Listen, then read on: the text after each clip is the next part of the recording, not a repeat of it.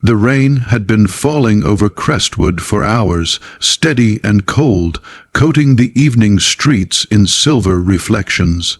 Inside the cozy corner of Luna's diner, a young waitress moved quietly between tables, her steps light, her gestures soft, as if she was always careful not to disturb the world around her. Her name was Ilara. Most customers barely noticed her unless they needed a refill or a napkin. She wasn't invisible, just shy, gently fading into the background of clinking cups and murmured conversations. She wore her brown hair in a loose braid, her apron always neat despite the chaos of the evening rush, and she kept her eyes lowered most of the time.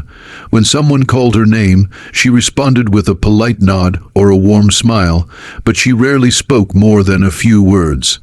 It wasn't because she didn't want to. It was because her voice trembled when emotions rose, and years of being talked over had taught her the quiet felt safer. But she did have a secret. One that almost no one at the diner knew. Ilara could sign exceptionally well. Her father had gone deaf when she was a child, and for years American Sign Language had been their only bridge. She had become fluent, graceful even, but after losing him, she hardly used it outside her small apartment. Life had become simple, predictable, quiet, until the day the billionaire walked into the diner. His name was Alexander Hale, young, striking, impossible to ignore.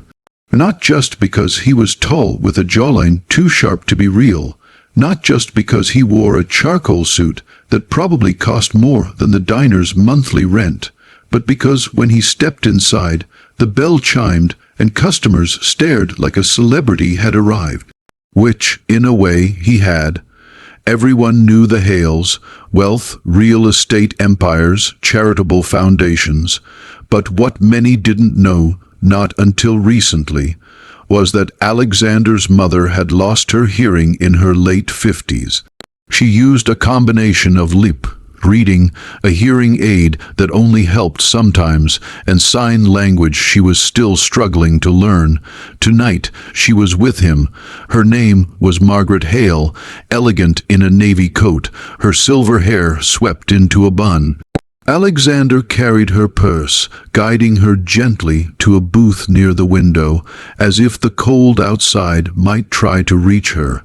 He spoke slowly, signing clumsily but affectionately, and she smiled with patient pride.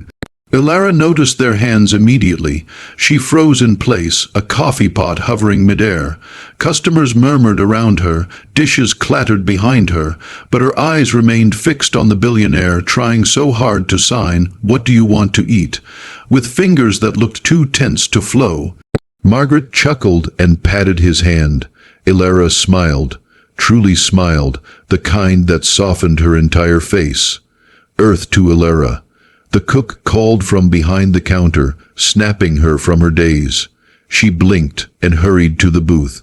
"Welcome," she said in her gentle voice. "Can I get you something to drink?" Alexander looked up and their eyes met. For a moment she forgot to breathe. His attention was intense, not rude or assessing, just startled, as though he hadn't expected kindness in such a quiet package. Before he could answer, Margaret reached for the menu. She looked up at Ilara, her eyes polite but lost. Ilara understood instantly. The older woman couldn't hear her. Without thinking, without hesitating, Ilara lifted her hands. She signed, "Good evening. Would you like tea or coffee?" Margaret's reaction was immediate. Her eyes widened, her breath caught, and then her entire face broke into the brightest expression Ilara had seen. Relief washed through her like sunlight. "You sign," Margaret replied in graceful but unsure movements. Ilara nodded, yes, fluently. Alexander's mouth fell open. He stared at Ilara as if she'd just revealed she had wings. The diner fell away, the noise dimmed. For a few heartbeats, it was just the three of them. Ilara turned to the billionaire and added softly, "If you want, I can help translate." He blinked, stunned. I would really appreciate that." Something flickered in his voice, something vulnerable. Something real. Elara took their drink orders, Earl Grey for Margaret, black coffee for Alexander, and returned to the counter with shaky hands. The other servers gathered around her instantly. "Oh my God, Elara, did you just talk to them with your hands? How do you even know sign language? Do you think that billionaire guy noticed you?" She brushed them off with a tiny smile, but her heart was pounding. She hadn't meant to draw attention. She had simply wanted Margaret to feel comfortable. That was all.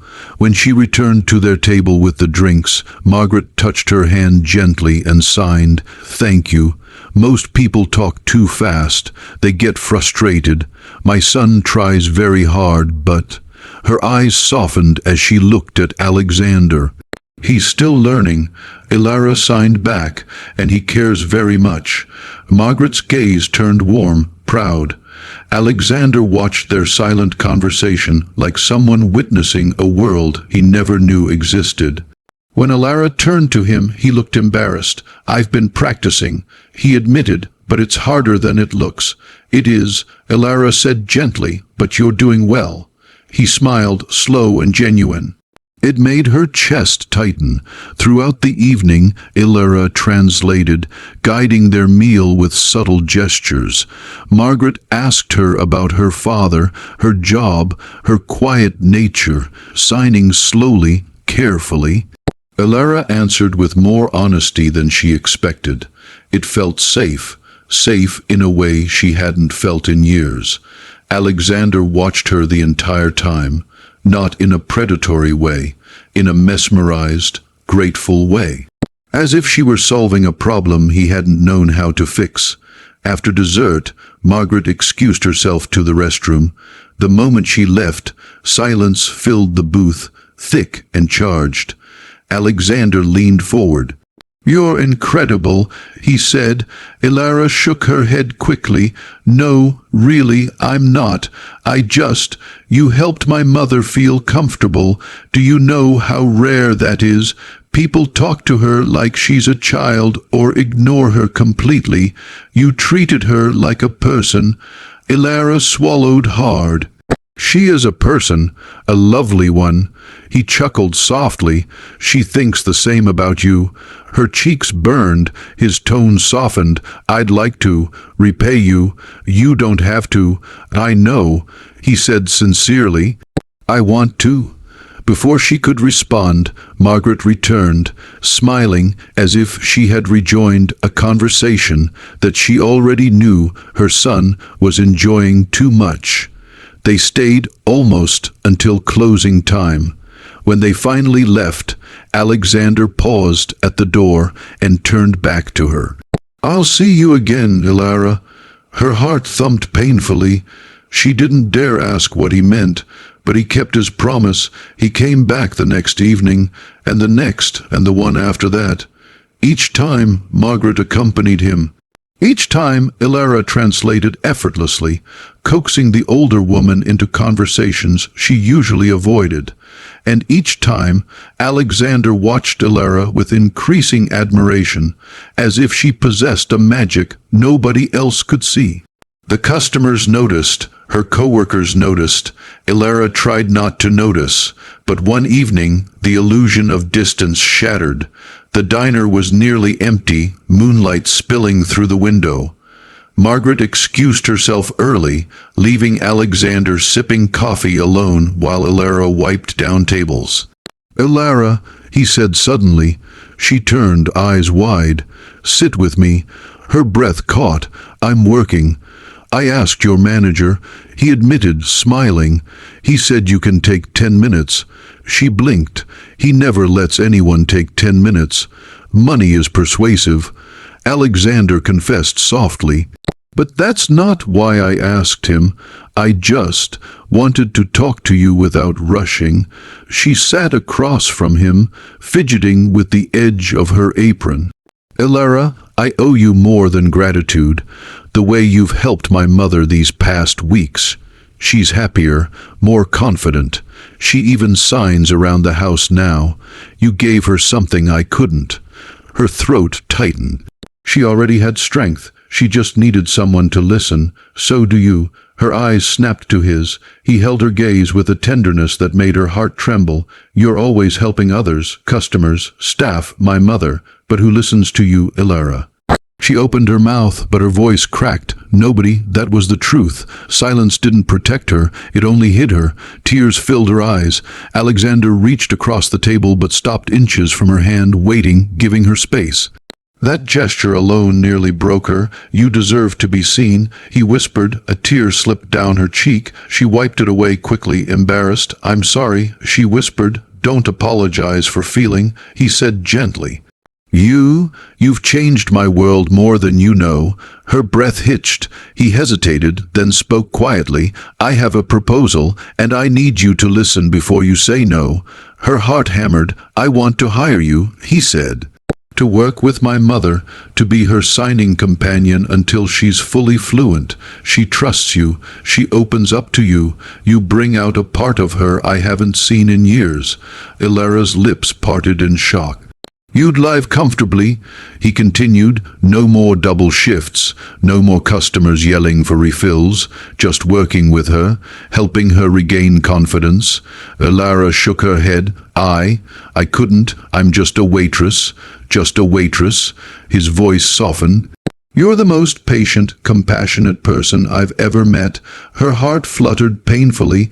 I don't want charity, she whispered. This isn't charity, he said firmly. It's the greatest help you could give us. She swallowed hard. I need time to think, of course. He stood slowly, slipping a business card onto the table. Whenever you're ready. When he and Margaret left, she sat motionless for a long time, staring at the card. Her life could change if she dared. 2 days later, she made her decision. She knocked on the door of the Hale estate, trembling harder than she had in years. Margaret greeted her with the warmest embrace, signing slowly, You came. Ilara smiled. I did. Alexander stepped into the foyer, his breath catching when he saw her. Welcome, he said softly. She nodded, her heart racing. That day began a new chapter. Ilara became Margaret's companion, guiding her through sign lessons, joining her on walks, reading stories together, laughing over silly mistakes, navigating a silent world with grace. Margaret grew rapidly, her fingers becoming more fluid, her confidence blooming like spring. Alexander watched every step of the transformation, his gratitude deepening into something warmer, something sweeter, something he tried not to acknowledge, but failed. He fell in love, not with her beauty, though she had plenty, but with her kindness, her gentleness, her quiet strength. Ilara, too, felt her heart gravitating toward him, but she buried it deep. He was a billionaire. She was nothing more than the girl who cleared tables for tips. But Alexander never treated her like less. One afternoon, Margaret insisted on cooking a family dinner. She signed to Ilara with excitement. He likes you, don't deny it. Ilara flushed bright red. He's just kind. No. Margaret signed with a mischievous smile. My son is many things, but kind to everyone. No, only to you. That evening, Alexander walked into the dining room and stopped dead when he saw Ilara helping his mother set the table, laughing with her in beautiful, effortless sign. That soundless connection between them, the bond he had longed to have with his mother, was now possible because of Ilara. Emotion overwhelmed him. He approached her, voice thick. You have no idea what you've given us. Ilara turned, confused. I just helped her learn. You changed her life, he whispered, and mine. Before she could reply, Margaret touched his arm gently and signed with a smile. Tell her. Alexander froze. Mother, he murmured. Tell her, she repeated firmly. Ilara looked between them, her heart pounding. Alexander stepped closer, his breath unsteady. Ilara, I care about you more than I've cared about anyone in a very long time. Her chest tightened. Don't say things you don't mean. I've never meant anything more. Margaret watched them with tears glistening in her eyes. Ilara whispered, Why me? Because you see people, he said softly. Because you listened to my mother when the world turned quiet for her. Because you made her feel human again. Because you made me feel human again. Her eyes filled. I'm afraid, she whispered, so am I. He said honestly, but I'd rather be afraid with you than face a future without you. A single tear rolled down her cheek. She signed slowly, beautifully to him, I care for you too. Alexander's breath broke. In that moment, when Ilara signed her heart to him, Margaret began to cry openly, pressing a hand to her mouth, and Alexander, he stepped forward, taking Ilara's hands in his voice trembling with something raw and real. Thank you, he whispered, for seeing her, for saving us, for choosing us. The three of them embraced, Margaret pulling Ilara into her arms, Alexander wrapping around them both. Customers weren't there. Servers weren't there. No cameras, no luxury, no titles, just a billionaire, his deaf mother, and a shy waitress who changed their world with the language of her hands. Everyone who learned their story later cried. But nobody cried harder than Alexander, because he knew he had found the one person who could understand him even in silence. And Ilara finally realized she wasn't invisible. She was unforgettable, forever.